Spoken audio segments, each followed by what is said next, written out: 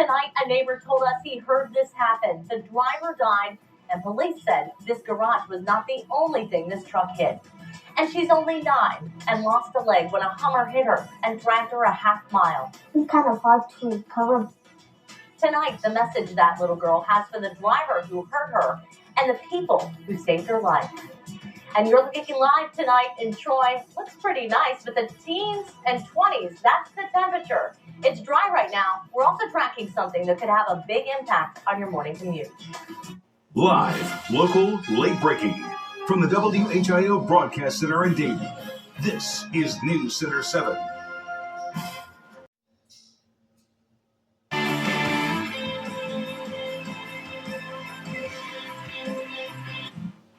Someone bought a winning lottery ticket in our area and has not claimed their prize. Hard to believe, I know. The Powerball ticket from July is worth almost $140 million. And if no one claims it soon, it's gone.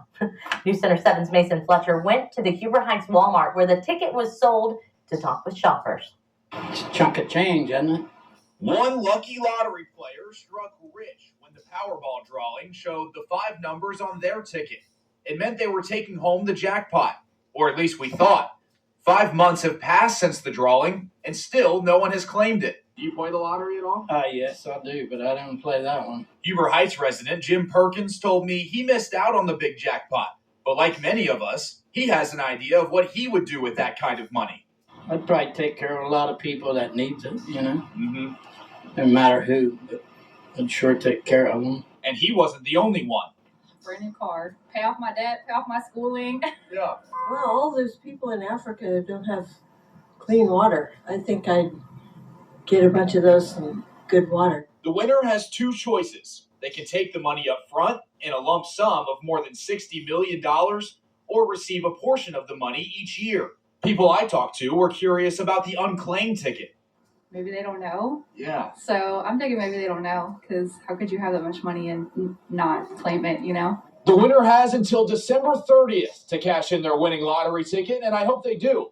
I don't know about you, but I wouldn't mind lucking into that kind of money. Reporting in Huber Heights, Mason Fletcher, News Center 7. I hope they do too, and then I hope they let us know, because that would be an incredible story. I want to know where that ticket is. Well, one of our 7 Circle of Kindness partners gave away thousands of books to teachers in the Miami Valley as part of Giving Tuesday, which is today. Crayons to Classrooms provided teachers with thousands of books to choose from at its annual Book Give Back event, the 3rd annual. Teachers were limited to fill one bag with as many books as they could. I would say I have at least 70 books. My goal is to give every kid a book for Christmas or this holiday winter break season. So I was never a big reader, and I'm very honest with my students about that and my growth to learn how to read. Last year, about 14,000 books were given away, but this year, more than 20,000 were up for grabs. There's still time to help this Giving Tuesday. The Humane Society of Greater Dayton is also one of our 7 Circle of Kindness charity partners. Any donation you give today will be worth 4 times as much thanks to other local businesses, which are matching donations. The money donated will pay for pet food, medical care, toys, and blankets. The donation matching ends in a little less than an hour at midnight. New video at 11 of a home engulfed in flames in Dayton. This is video from an Eyewitness 7 reporter. Take a look. This is what it looked like this afternoon on Clover Street, which is near Steve Whalen Boulevard and Xenia Avenue. There was not much left of the house after they put out the fire. We'll keep working to get answers from firefighters about how this all started and if anybody was hurt. Storm Center 7 Chief Meteorologist Austin Chaney joins us now. We mentioned it at the top of the newscast about freezing drizzle. Sure. It's not something we talk about a whole lot. No, and it's also, it's hard to forecast. Right. The chances of it happening are low tomorrow, but it's one of those things. When it's in the forecast, you got to mention it because it could be impactful. So looking at your commute forecast tomorrow morning, we're going to call it a chance of isolated freezing drizzle. The chance of precipitation around daybreak tomorrow morning is only 10 to 20%, but look at that temperature. 26 degrees, you put a little moisture down on the roads with those temperatures, and you could have some slick spots. So be sure to check in with Storm Center 7 meteorologist Ryan Miranda tomorrow morning. He's going to let us know if that did indeed form anywhere. On your ride home, the main problem you're dealing with then is just the wind. We're going to have some gusts upwards of 40 miles per hour. That may be bouncing you around a little bit on the roads. And then tomorrow night, that's when that chance for snow makes a comeback across the Miami Valley. Out there right now, it is just cold. As we look live in Detroit, we have increasing clouds. Notice that flag blowing a little bit. It's making it feel worse. My Doppler 7 radar shows mainly dry. There could be a couple stray flurries across the north, but certainly nothing heavy on going out there. But look at these temperatures. We're 22 degrees here in Dayton, 21 right now in Xenia and Greenville. And in the wind, we already have single-digit wind chills out there in Winchester and Richmond. And right now we feel like 11 in Dayton. The storm system that we're watching is this Clipper, currently working on towards the Great Lakes. Tomorrow evening is when the cold front gets here to give us the better chance of rain and snow, and then that will usher in the significantly cooler air. Let's go through everything hour by hour on Futurecast. Cloud cover continues to thicken up towards tomorrow morning. Again, underneath these clouds tomorrow morning, there could be a little bit of that drizzle in patches. Should not be a widespread issue, but still watch out for it. The main event comes in tomorrow evening as the cold front arrives. So you see, 8:30 p.m. tomorrow evening, I'm tracking rain showers. And as that colder air crashes in, it's going to very quickly change those rain showers over to snow showers tomorrow night. Notice how this is a very thin line.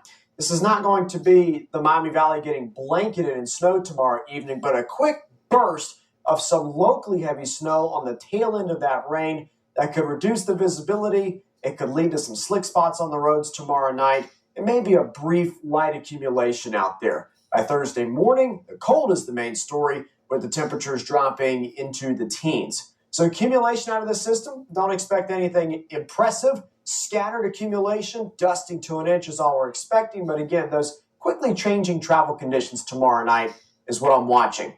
Wind gusts, they're gusty, up to 40 miles per hour tomorrow into tomorrow night. That drives the wind chills near or just below zero by Thursday morning. And Thursday afternoon, we only get to a high of 25 degrees. Here's my Storm Center 7-day forecast. Thursday, a few more flurries flying. Thursday could be one of the top 5 coldest days we've seen so far in 2024. We start a warming trend after that, back to 49 on Sunday, low 50s Monday and Tuesday, with all liquid precipitation by then. Once again, all over the map. Thanks, Austin.